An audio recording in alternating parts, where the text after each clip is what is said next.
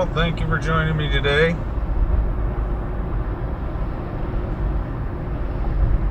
Today we're just out and back of Digby, coming down Lighthouse Road.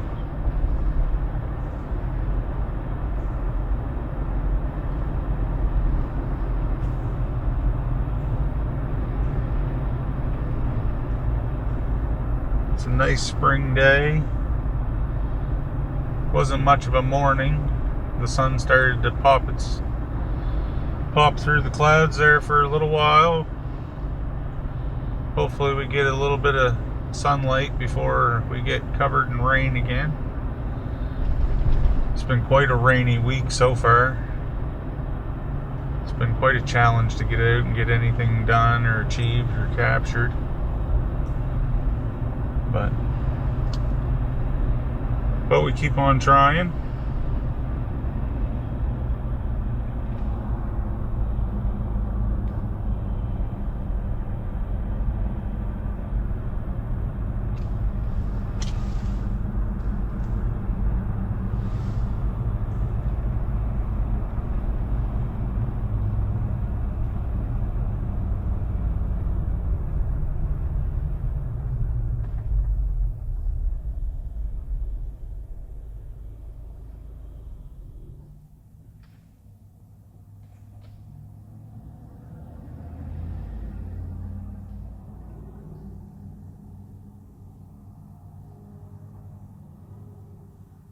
It's so overcast though. Not very long ago the sun was out, it was beautiful. But now it seems like the wind has changed a little bit and we're starting to get some of that cloud cover that was up in the Annapolis Valley starting to come down.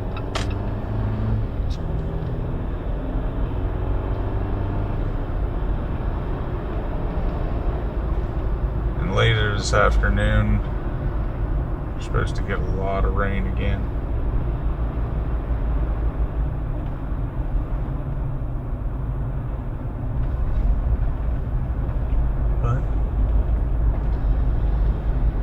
But we need it. We need all the rain we can get.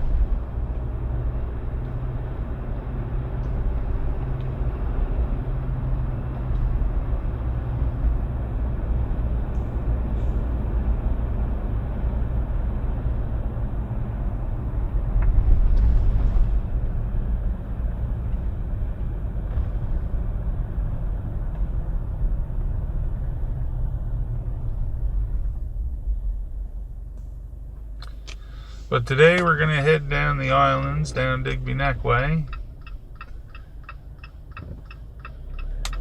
and take a little drive and go somewheres I haven't been to. It's been a number of years. But I invite you to join me as we check out Gullivers Cove.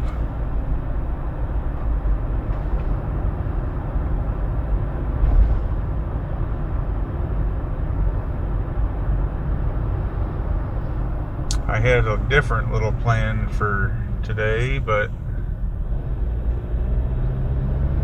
the route that I wanted to take was I got partially the way down and come across the road repair. The route was washed out. About halfway down into the distance it was washed out, and they kind of just suggested that I didn't continue. So we're looping around and going a different way.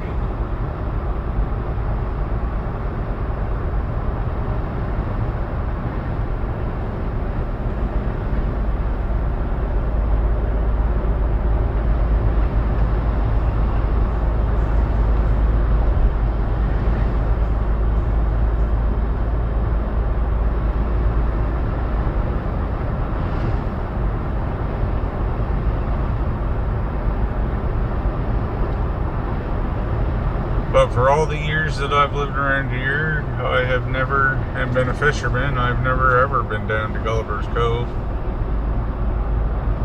And I've drove by it many, many times.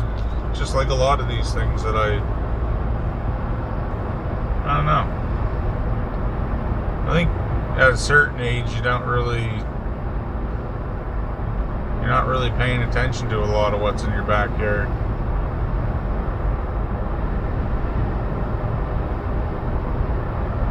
But I heard somebody say once that before you travel abroad and can appreciate another culture or another land, you kind of need to, you should have an appreciation for what's in your own backyard. And after I heard that, I kind of sparked curiosity in me, because I've always wanted to go a lot of other places, but I've never taken the gumption to explore my own backyard and to see what my own province has to, and my own country has to offer. Pardon me.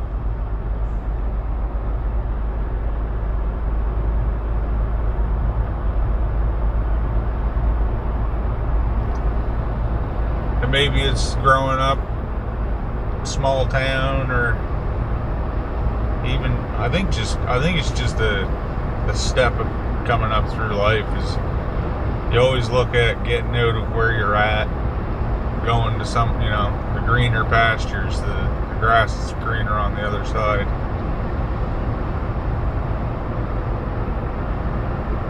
And you never really stop and realize that there's a lot to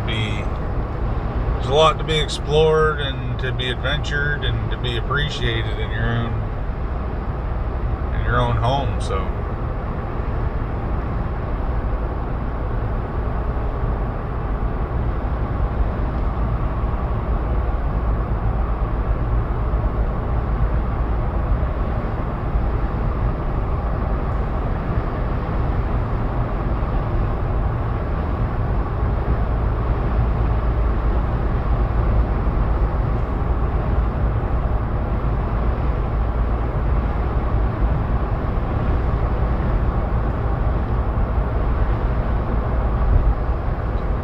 I remember coming down through here, though, late nights back when Dad used to lobster fish, and I was just young, like back when we were only fishing single gear and stuff, and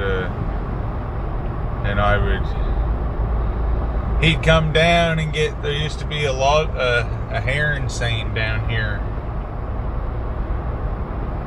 and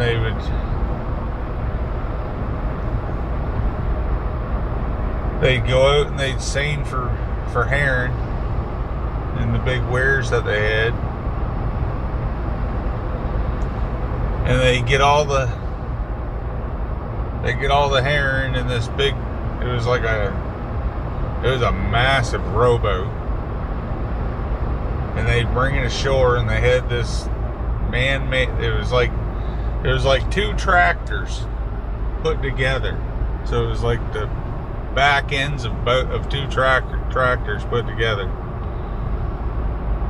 with a big winch, and they would get down and hook onto the boat, the big rowboat, and it was all covered in fiberglass and stuff, and they'd pull that up the beach, and we'd all be there with our what we'd call fish trucks, but they'd have been a half-ton whatever, your Dodge or your Ford or your Chev. Most of them had the back box taken off, and you would have had like a wooden body or an aluminum. There started to be a time where we put aluminum bodies and stuff on them. But we'd be all back down onto the mud flats and sandy beach there, and they'd drag this big dory of a boat with a couple outboards on the back of it. They'd drag that up the mud flats, and they'd start dipping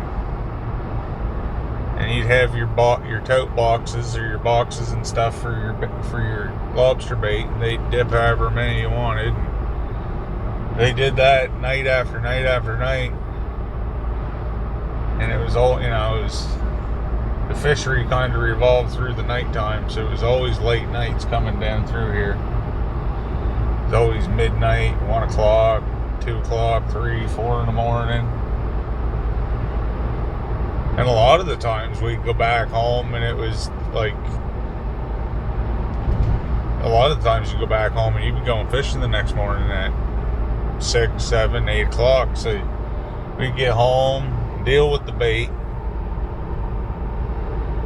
Sometimes you'd fill some of it, put it in bait bags to go fishing with, to have in your traps, or sometimes you'd put it in what we call freezer bags.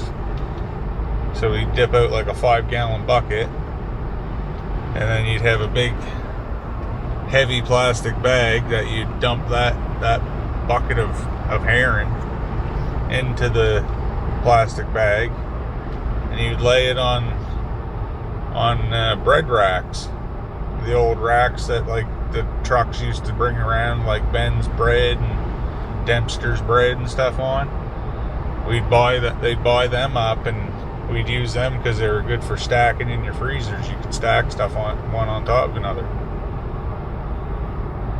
So we'd get those, and you'd do a few 100 pounds or a ton of this herring up into freezer bags or bait bags and put it in your freezer, and that would be that would be the process of coming down here, getting your lobster bait for sometimes back when I was younger and I was like 12 and we was doing it.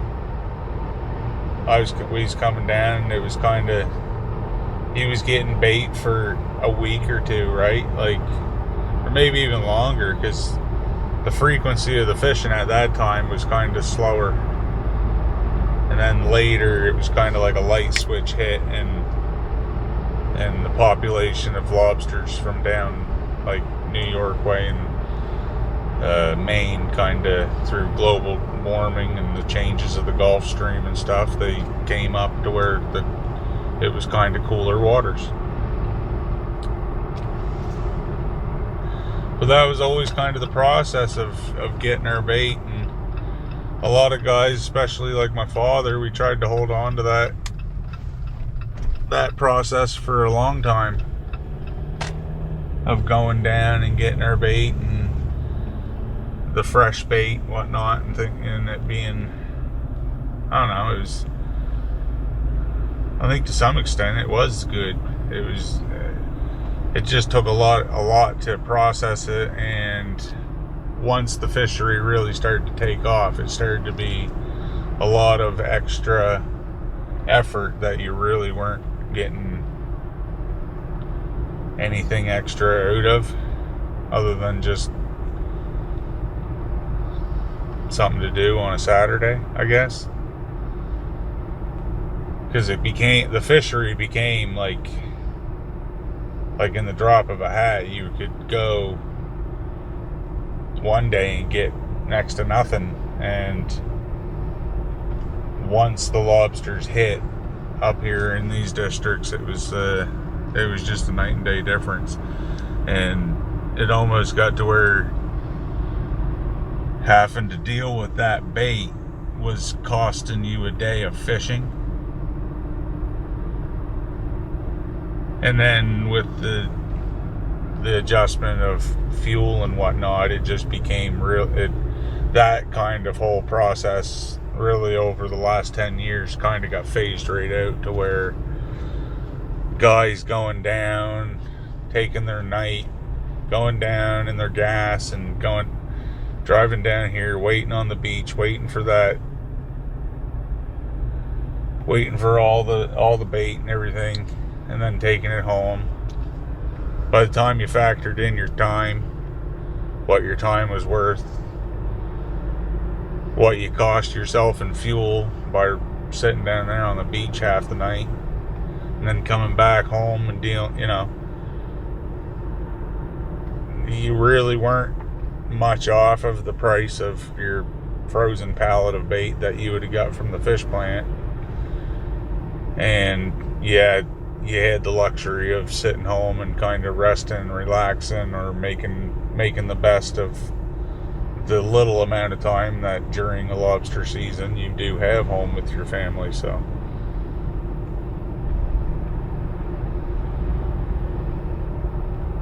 just a little memory that I had from always coming down here, and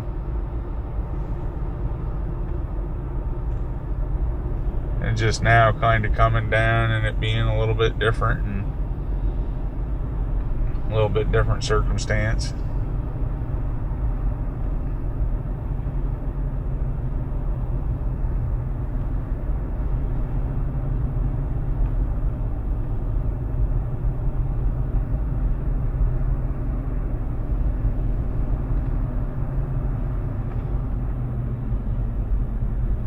Oh wow, this opens right up.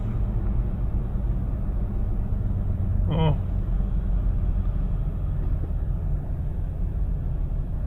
There's quite a waterfall over there. There's no real chance for me to get to it.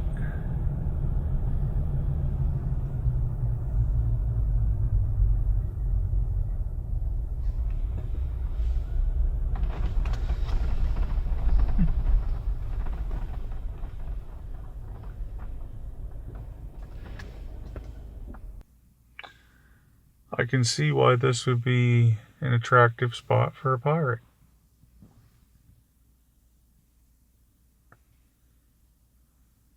And if you don't know, that's apparently where this cove got its name.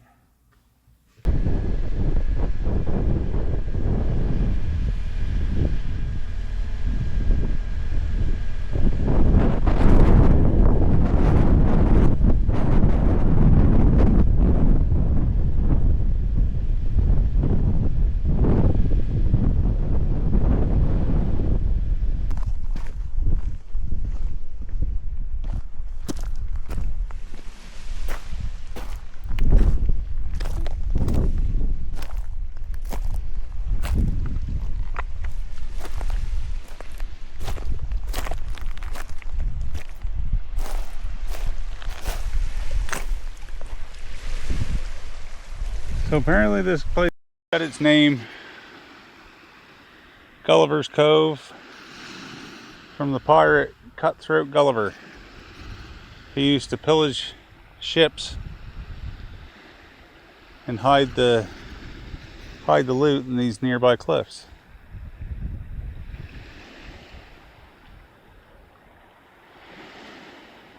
It's quite interesting, to be honest with you.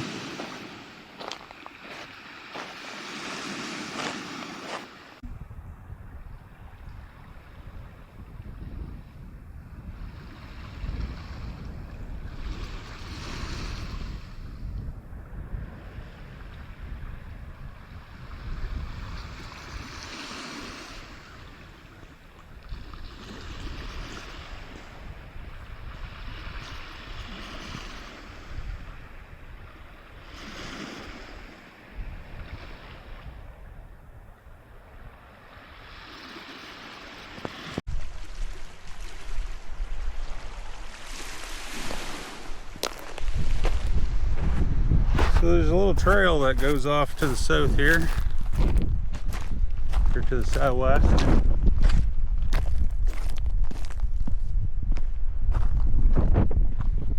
We're just going to see where it takes us.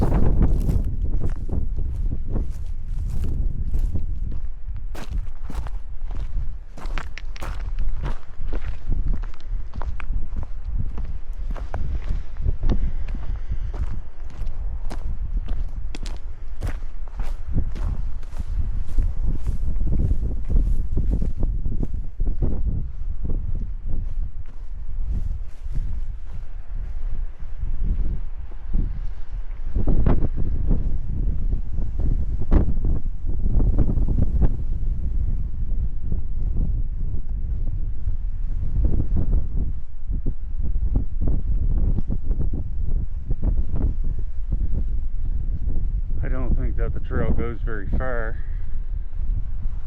I think it just takes us down and around into another bend.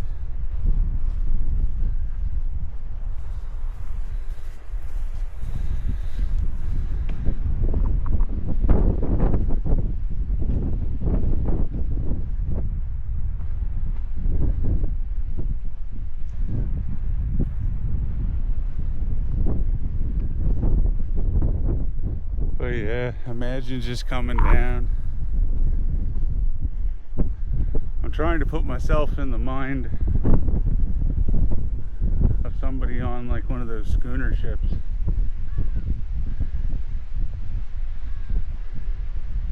And the thought that would go through your mind,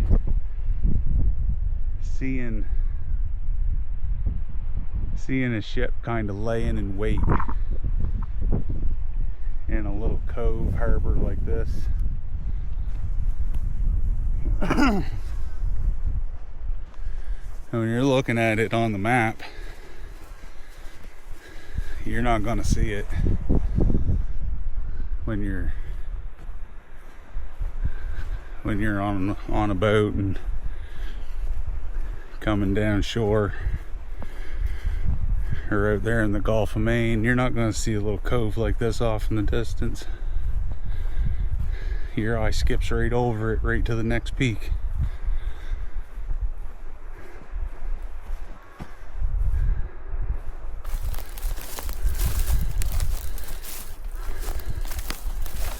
And that's it right there. Is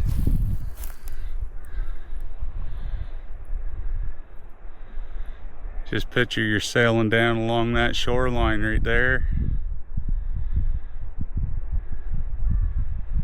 and in behind which one of those little cliff bluffs is going to be a big sailing ship, full rig, ready to drop sail and hit for you.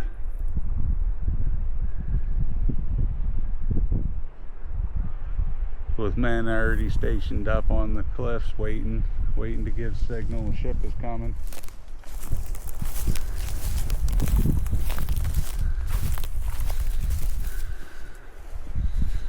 What would be going through your mind?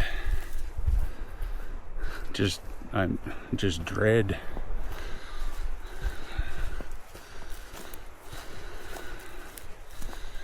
That's all that can come to my mind, would be just dread.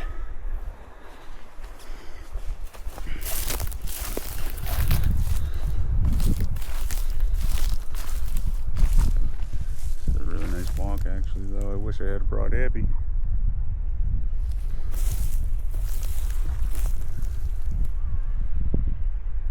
I just imagine just coming and seeing a schooner just sitting there with black flags, dark sails, just waiting on you.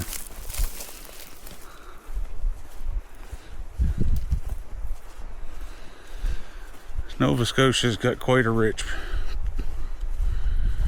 history of pirates. Margarettsville, and Harborville.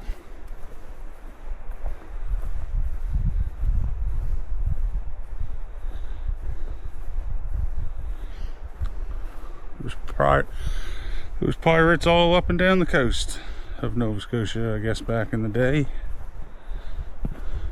Understandably so, though.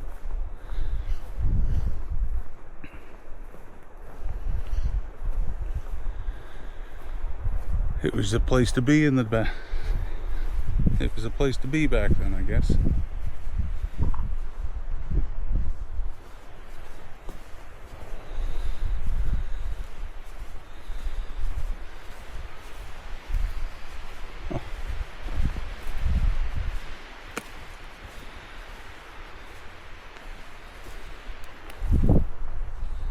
Very jagged.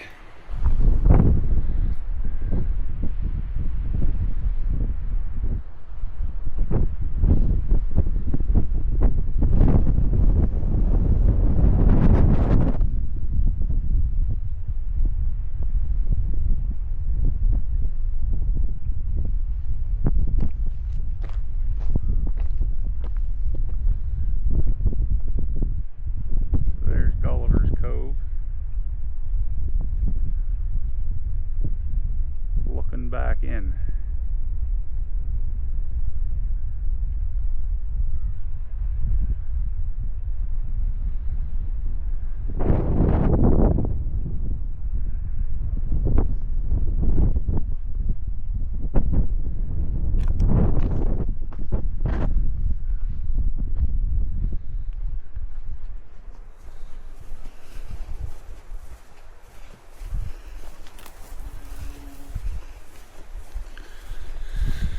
I was expecting it to be a little bit colder, but it's actually a really nice day. I brought pants and a plaid jacket, but I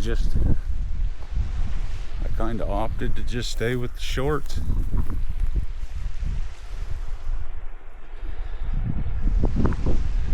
Yeah, to the eye coming down the shore, I imagine right through here, right over to that coast.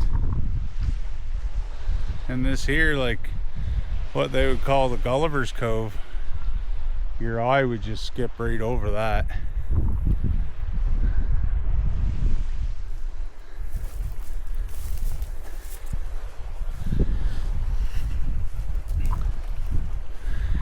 He had himself quite a spot to just pluck out the ships he wanted.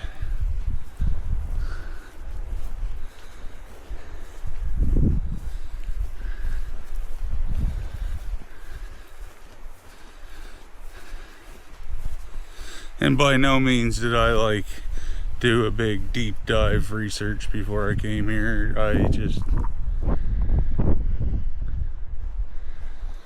I did a general little dive,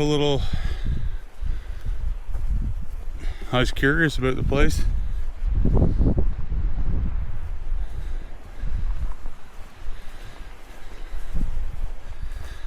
But a lot of the information is readily available online for it.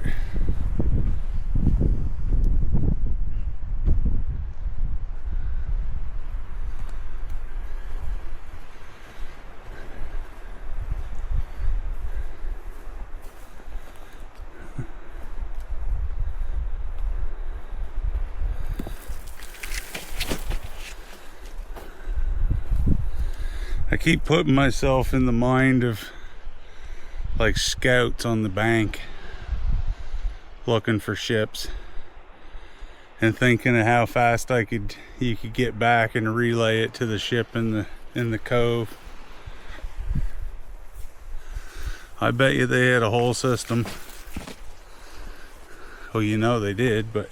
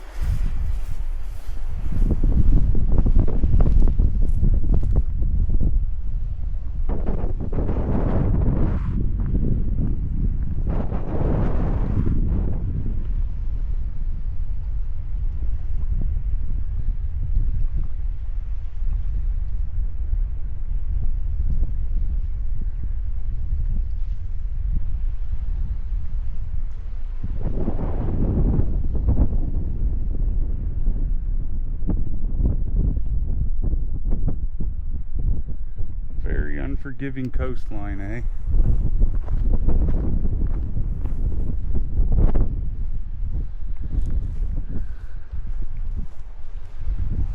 You get a vessel that's in distress on the Nova Scotia coast, you can see you're definitely in distress. There's nothing forgiving about coming ashore on any of these rocks.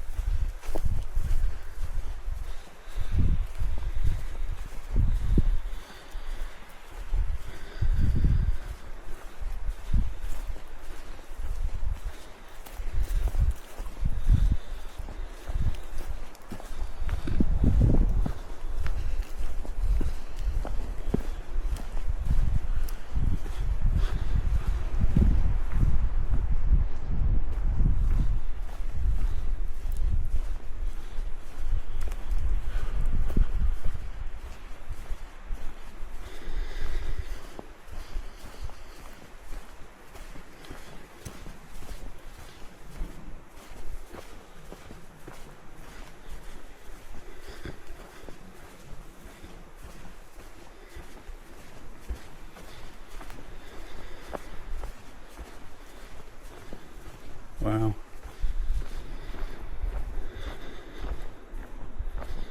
It's nice that it's been maintained. I mean, like they put wood chips in with the mud to soak it up to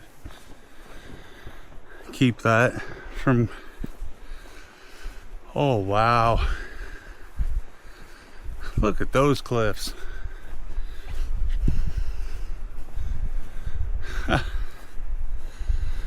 So there's where you got your vantage. There's the vantage point. Holy. Some lobster traps down on the shore there that never made it through the winter.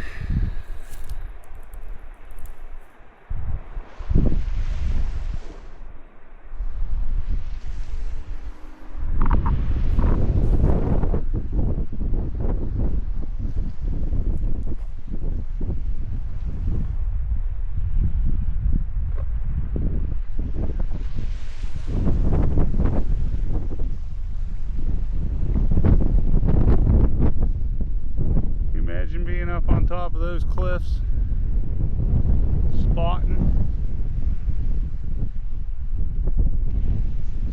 for vessels, heavy laden with any kind of valuables, waiting to report to your ship that's laying in wait, tucked in here in Gullivers Cove.